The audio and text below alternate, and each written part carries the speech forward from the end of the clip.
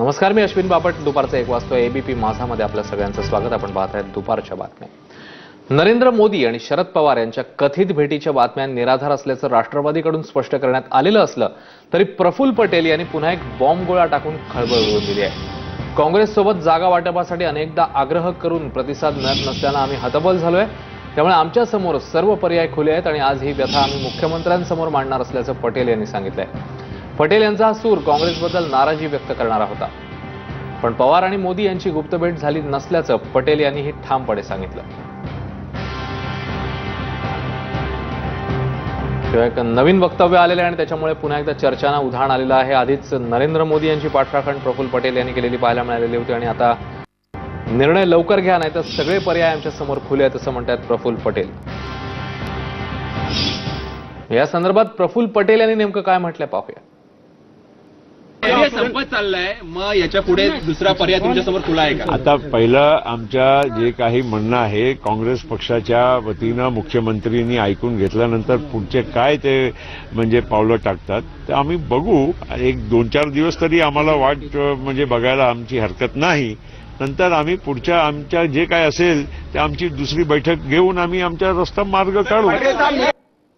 अधिक माहिती घेऊया. आपले प्रतिनिधी निलेश खरे आता आपल्यासोबत आहेत. निलेश, प्रफुल्ल पटेल यांच्या नव्या वक्तव्याने नवीन चर्चांना उधाण आलेल्या, नव्या समीकरणांच्या शक्यतांना उधाण आलेल्या काय अपडेट्स आहेत? राजकीय वर्तुळात काय चर्चा आहे? मुख्यतः राष्ट्रवादी काँग्रेसला काँग्रेस बरोबर आघाडी कायम ठेवत येत्या लोकसभा निवडणुका लढवण्याचे मनसुबे हे अंतर्गत राष्ट्रवादीचे जरी असले तरी काँग्रेस मध्ये मात्र एकले चरोराची भूमिका ही अनेक नेते घेत असल्याचं चित्र पाहायला मिळत आहे. इतकेच नाही तर काँग्रेसनं सर्वच्या सर्व जागा लढवाव्या, स्वतःची ताकद ही महाराष्ट्रात किती आहे हे आजमावावं या दृष्टीनं काँग्रेसनं प्रयत्न सुरू केले आहेत. त्या दृष्टीनं चाचपणी सुरू केलेली आहे आणि त्यामुळे ऐन वेळेवर काँग्रेस राष्ट्रवादीला बाजूला सारत एकला चालोराची भूमिका घेऊ शकतं आणि त्यामुळं राष्ट्रवादी मोठ्या प्रमाणावर अडचणीत येईल आणि ज्या जागा निवडून येण्याची शक्यता आहे त्याही जागा निवडून येणार नाही अशा प्रकारची परिस्थिती निर्माण होऊ शकते.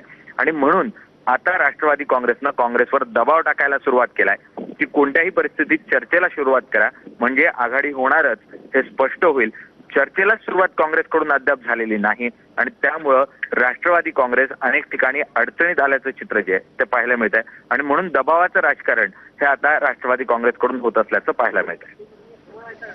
निलेश, धन्यवाद या सगळ्या सविस्तर माहितीबद्दल. दरम्यान प्रफुल्ल पटेल यांनी पत्रकारांशी बोलताना या सगळ्या संदर्भात सविस्तरपणे संवाद साधला. प्रफुल्ल पटेल त्यावेळी नेमकं काय काय म्हणालेत पाहूया. आज आम्ही मतदारांच्या समोर जात असताना मतदारांना पण हे म्हणजे स्पष्ट पाहिजे की आमच्या म्हणजे दोन्ही पक्षाचा काय मत आहे, आम्ही दोघांच्या मध्ये कितपत आमचा समन्वय आहे, हे सगळ्या गोष्टी आम्हाला लोकांच्या समोर जात असताना हे त्याच्या म्हणजे स्पष्ट म्हणजे एक मुद्दा घेऊन आम्ही जावं म्हणून आम्ही वारंवार काँग्रेसच्याकडे हा आग्रह आम्ही धरत आहोत. आपने कहा कि मीडिया ने आपका आधा ही बयान दिखाया, तो क्या आप मानते हैं कि उन पर नरेंद्र मोदी पर जो दंगे के आरोप लगे हैं क्या आप उससे अभी मैंने उस दिन यही कहा कि जहां तक कानून की प्रक्रिया है वो एक हिस्सा है और क्योंकि कानून को इस देश में हम सभी लोग सम्मान करते हैं, लेकिन दूसरी ओर इतना ही सच है कि लोगों में जो एक सोच बनी हुई है वो सोच जो है वो उसके विपरीत है और इसीलिए लोगों को उसके बारे में नाराजगी होना या अल्पसंख्यकों में इसके बारे में नाराजगी होना ये स्वाभाविक है. ये बात मैंने जो कही आधी दिखाई आधी नहीं दिखाई गई. खैर मैं स्पष्टीकरण के लिए नहीं खड़ा हूं, मैं ये कहने के लिए खड़ा हूं कि हमारी पार्टी की भूमिका बड़ी स्पष्ट है और हम सांप्रदायिक या शक्तियों के खिलाफ या धर्मनिरपेक्षता के पक्ष में ये हमारे पार्टी की भूमिका आज और हमेशा रही है.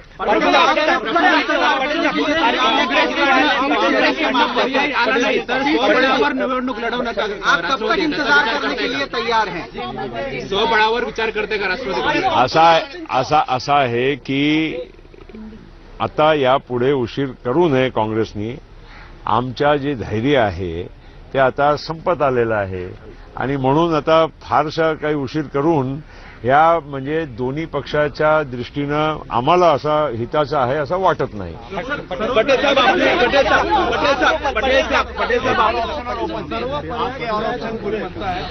हिंदी में बोले सर. देखिए कोई भी राजनीतिक पार्टी के लिए कोई भी पर्याय बंद नहीं होता, वो अलग बात है. लेकिन जहां तक हमारी भूमिका है हमने स्पष्ट की है. हम चाहते हैं कि कांग्रेस और हमारा जो अलायंस है ये कायम रहे, मजबूत हो और इसको जल्द से जल्द एक हम अंजाम दे ताकि हम अपने काम पे चुनाव के लिए हम तैयारी में लगे. यही बात हम कहने के लिए मैं आज स्वयं मुख्यमंत्री जी को मिलने वाला हूं और उनको ये बात से अवगत कराने वाला हूं.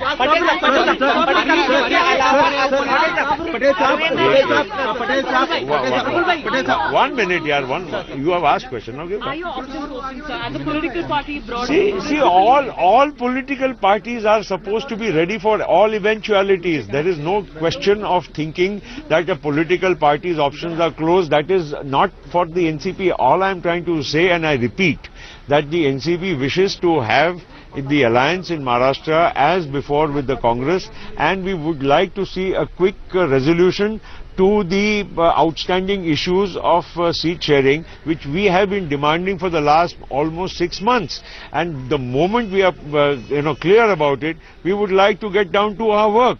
We do not wish to get into the work of other political parties, but our view is very clear on this. पार्टीचा संपत चाललाय, मग याच्या पुढे दुसरा पर्याय तुमच्यासमोर खुला आहे का? आता पहिलं आमच्या जे काही म्हणणं आहे काँग्रेस पक्षाच्या वतीनं मुख्यमंत्र्यांनी ऐकून घेतल्यानंतर पुढचे काय ते म्हणजे पावलं टाकतात ते आम्ही बघू.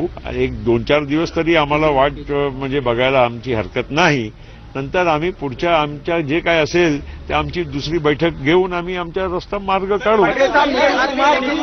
अरविंद केजरीवाल जी या आप पार्टी को पूरे देश में जब 400 सीट लड़ना है तो स्वाभाविक है वो 400 सीट में हम भी आएंगे, उसमें शामिल होंगे, तो उनका स्वागत हम करते हैं. और उन्होंने जरूर देश में अपनी जो भी लोकप्रियता है या जो भी अपने बारे में जो उनके दरम्यान प्रफुल्ल पटेल यांनी एक नवीन वक्तव्य करून चर्चांना उधाण आलेलं आहे. या सगळ्या पार्श्वभूमीवर मोदी आणि पवार भेटीचं वृत्त हे पूर्णपणे निराधार आहे असा दावा राष्ट्रवादीच्या प्रवक्त्यांनी केलेला आहे.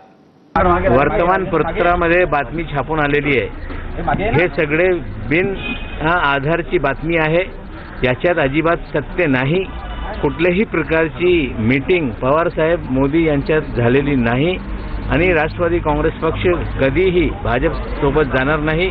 निवडणुकीच्या आधी पण आणि त्यानंतर पण जाण्याचे प्रश्न होत नाही. आज उनके संपादक से पवार साहब की बात हुई है.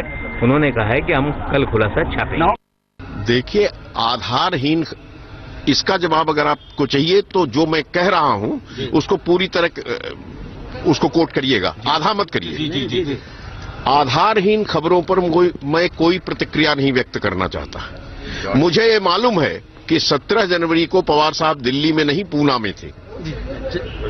सर, लेकिन सवाल ये है कि आपसे 2-3 दिन पहले प्रफुल्ल पटेल ने कुछ कहा, अभी ऐसी खबर आ रही है, अब आप इस तरह का बयान नहीं. मैंने क्या कहा? एनसीपी नर्म दिख रही है. नहीं, मैंने कोई वो नरम गरम का सवाल नहीं है, तथ्यों का सवाल है. शीला दीक्षित 3 बार सीएम रही है 3 दिन बाद. हाँ, तो क्यों? शीला दीक्षित का हम सबने सम्मान किया, हमेशा समर्थन किया उनका. राहुल गांधी को एक्सपीरियंस नहीं मानते केंद्र चलाने का. राहुल गांधी को एक्सपीरियंस नहीं है मोदी के मुकाबले. देखिए, मुकाबला आप लोग करते हैं, हम कोई मुकाबला नहीं करना. राहुल गांधी कांग्रेस नेताओं के खिलाफ कार्रवाई करे जिनका नाम सिख दंगों में आया, तो उन्होंने खुद कहा था ये बात को. नहीं, वो तो मैंने कहा ही था, तो उसमें कौन सी दो राय है? Is NCP in ties with other political parties? हम सभी राजनीतिक दलों से बात कर रहे हैं. मैं स्वयं जो वामपंथियों ने सांप्रदायिकता विरोधी सम्मेलन किया था उसमें गया था, तो हम इन सभी दलों से बात कर. तर या सगळ्या संदर्भात राष्ट्रवादीचे अध्यक्ष शरद पवार यांनी ट्विटरवरून नेमकं काय